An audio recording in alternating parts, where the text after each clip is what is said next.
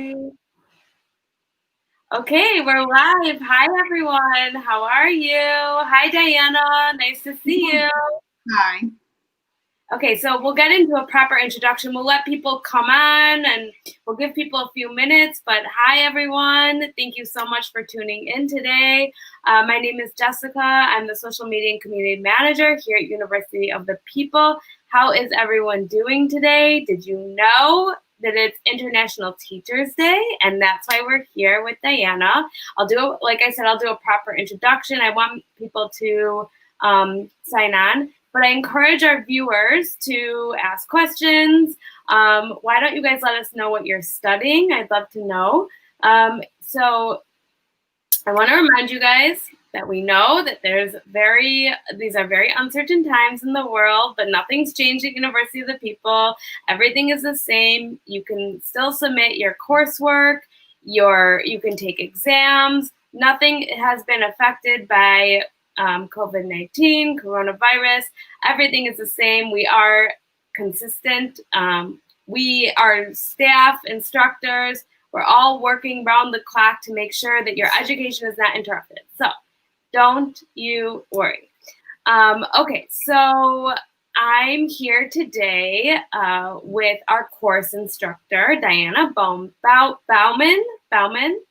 Hi, Diana. Again, how's it going? How are you? Good. Okay, so there's the dog. He just wants to say hi. Okay, so we all know that teachers are some of the most important members of our society worldwide. They help give us personal purpose and inspire us in life, and they truly are the backbone of society. And today is International Teachers Day, the day we celebrate our faculty at University of the People and all the teachers worldwide who have dedicated their lives to education for the betterment of the world. And we at UoPeople want to take this opportunity to thank our faculty and instructors for everything that they do and the amazing education that they provide for all of our students. So we are very excited to honor all teachers right now by interviewing one of our very own course instructors from the United States, Diana Bowman. So, with that being said, Diana, maybe you could tell us a little bit about yourself. Okay, well, I have been in education for pretty much all my professional life, which is a pretty long time. I started off teaching many, many years ago in a very rural area of the United States called Appalachia. And I taught first generation college students, mostly freshmen, and I taught some of the basic courses, the English and reading courses there. And at that time, I just really fell in love with non-traditional students. I think they're so interesting and come from such interesting backgrounds. And I think that just sort of started me off with wanting to just address the needs of these students just forever.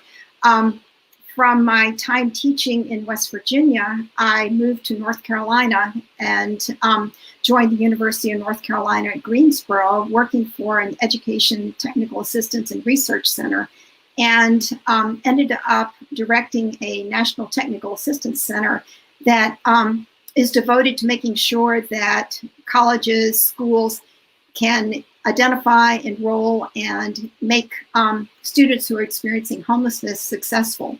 So it's just sort of that, education equity piece that I think I've always worked with and been committed to. And then I had the opportunity to join teaching with University of the People. That, that's sort of the core mission there, that, education is a human right. Everybody should have an opportunity to get higher education and, be launched on whatever career paths that they want to be launched on. Okay, amazing. Yes, and you are also an author, I read in your bio. Do you want to talk a little bit about that? Yeah, I mean, that was certainly a part of what I was doing. I ended up writing a book on helping homeless children succeed in school. And it's sort of a community piece where, they're just like tips that teachers can use, tips that people working in the community who want to volunteer can use, helping them understand what the challenges are when students are experiencing homelessness and what the possibilities are. I think it's very easy when you have at-risk students, you just sort of assume that they're not going to be able to achieve, and certainly higher education seems unattainable, but it's not. And when you really sort of identify the needs and address the needs, any student can overcome challenges if they have the support that they need to do so. So that was kind of the idea behind that book. Okay, great. And so what subjects are you currently teaching at University of the People? I teach the English 0101 classes, and these are the classes for students who are non-native speakers to get more proficient at expressing themselves in an academic community, and also learning a lot of the conventions of academic writing. Okay, so when I talk in all my live events, I talk about how we have 44,000 students from over 200 countries and territories. And if you're not proficient in English, don't worry, we offer an English composition course. So this is what you're teaching. Yes, yes. Okay, wow, we've come full circle. Okay, I understand now. Okay, and maybe you could talk a little bit about what makes the students at University of the People unique. It's like nothing I've ever experienced. I think it's the diversity. I mean, in any one classroom, you have students from 20 different countries, and students who have never met each other, students that, initially they sort of tentatively start communicating. By the end of the term, it's an academic community where they're talking to each other, they're supporting each other, and just kind of see that evolution over a unit, a term, is just wonderful to see. It's not just students from different countries. We have students different ages. I mean, we have students that are, just right out of high school, that are, starting on their higher education. And then you have people with graduate degrees that have come back to get an additional degree from University of the People. And you've got people who, have no children, they're, not married. And then you have families and people who have families and large numbers of children in their families. And the thing that is just so wonderful is that it works. I mean, it's just, I love seeing that academic community evolve again and again and again. Okay, great. So where else do you teach? I do some teaching at the University of North Carolina. Most of my work is in training teachers, training administrators, and again, with that focus on making sure that students who are most vulnerable, students who are at risk, come from challenging backgrounds, can be successful in school. Wow, you must find your work very rewarding because you're giving back in so many different ways. Maybe you could talk about what your experience has been like teaching at University of the People. It's been great. I think, it's nice to, I believe in the mission so much, where I think anybody should be able to be successful in getting an education. But I think for me, I learn as much as they do. I mean, I've got some, proficiency and background in teaching English, but I learn so much from students that come from so many different backgrounds, and I certainly get a lot of life lessons in resilience and commitment and persistence and kindness. And so, I think I get as much from the classes as the students do. Okay. That's really interesting information. And what are the sizes of the classes like? I would say, it varies from term to term, but I think my classes overall end up being between 20 and 30 students. So the classes are quite small, which is so interesting because there's so many students. What is it like to teach 30 students in a class where the students come from so many different countries? Again, I think there's an academic community that forms, and that's great. I think for me, it's a very manageable number. I mean, I think the key to making online learning work is that you have to have some kind of relationship with each student. And with 30 students, you can do that. By the end of the third week in a unit, I feel like I know something about each student and something about what their learning challenges are, what their interests are. And I feel like that, even though online learning can be very impersonal, I think, there's so many things that can make it impersonal that by having a manageable number of students, you can take that out of the equation, that you really can have a relationship with each student. And how would your students interact with you? Can you kind of talk a little, like, are they emailing you? How is the interaction happening? It's primarily through emailing and through the messaging that comes through the learning platform. One of my favorite parts of the curriculum is that every class has a discussion forum, and there's a prompt where students have to respond to something. And I'm part of that too. And so it's nice to be able to, have those different venues of responding to students. And, I make it clear from the outset that I welcome all questions. And, there are a lot of challenges with learning how to navigate something that you've never done before. And there's no question that's too simple to ask. And I think that helps with interacting with students as well, just keeping that virtual open door. Yeah, definitely. And at University of the People, we really value support. I don't know if for our applicants out there, you are assigned an advisor when you apply with us, and when you become a student, you are assigned a program advisor. So we at University of the People, we're all about giving each and every student support. How do you ensure that your students do receive quality support? Well, I give lots of personalized instruction support for different ways, but I also, on an ongoing basis, I assure them that the university does have this great system of support. I think any university that has students that are doing something that they've never done before, and many of our students, this is their first venue into higher education, into an English-speaking university. And, between the Learning Resource Center, between their program advisor, I'm always reminding them that they need to reach out and to contact these people, to sort of develop that habit early on of knowing that if you have a problem, there's someone there who can address that problem, and you have to reach out.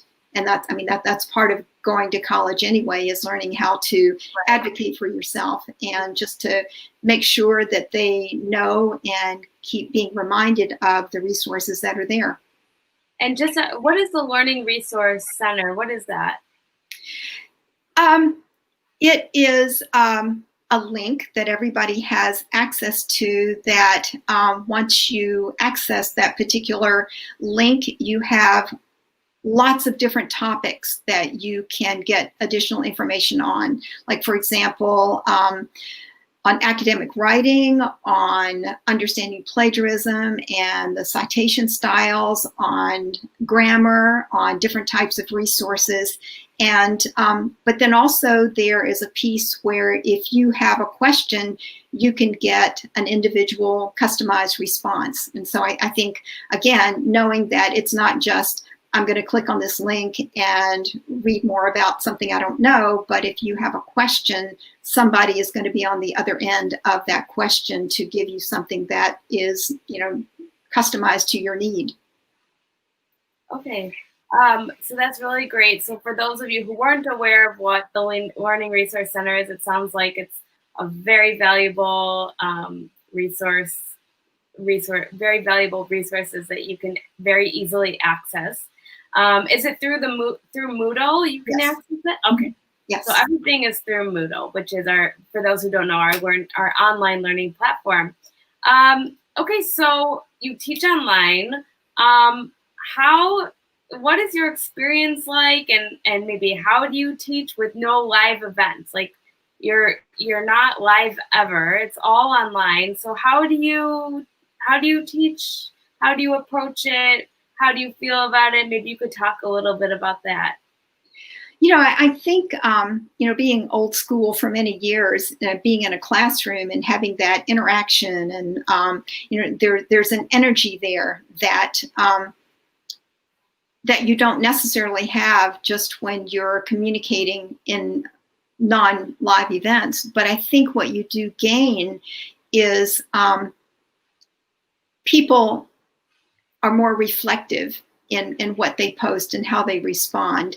And so I don't feel like it's a real deficit. I feel like that when you have time to read something and respond to it, you can be more reflective and more careful in how you respond, rather than sometimes, I mean, the wonderful thing about being in a classroom with teachers and teachers and students interacting in a live, situation is that things happen, and sort of serendipitously, there are different kinds of discussions, and there's a different kind of energy. It can also be very distracting. It can also be very unpredictable, which can be fun too and instructive. But I think the way the classes are structured at the University of the People have time to really think about what they're going to say and how they respond to one another and to the assignments. Yeah, because everything's written down, so it's just like a whole different way of communicating. I understand what you're saying. And what do you enjoy most about teaching at University of the People? Oh, obviously the students. I mean, it's just, it's fun. And I think it never gets old. I think every class develops its own personality, its own culture.